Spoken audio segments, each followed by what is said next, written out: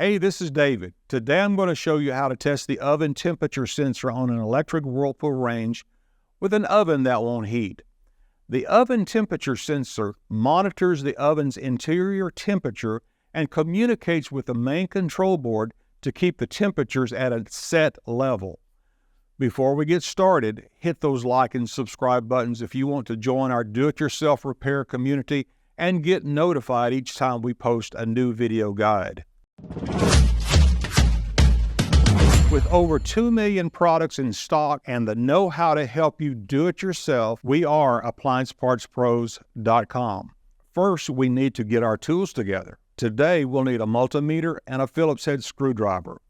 Also, please remember that safety comes first. Always disconnect your electric range by unplugging it or switching the breaker off before you work on it. Now let's get started. Although it's rare for an oven sensor to fail, it's still a possibility. If you suspect that the sensor isn't reading the temperature correctly, you could check it for resistance at the connection in the back. To check it at room temperature, make sure the range is unplugged or the breaker is turned off. Then remove the rear panel to access the probe connection. It's held on with 9 Phillips screws.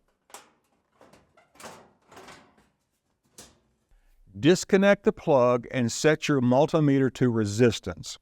When you check the 2 pins that go towards the oven sensor, you should see about 1080 ohms at room temperature. If the reading is way off, go ahead and replace the sensor.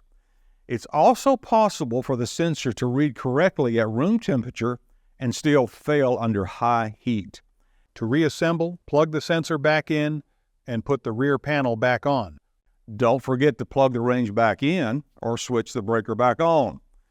If you need a new oven temperature sensor, get your range's model number ready and visit AppliancePartsPros.com to find the perfect fit.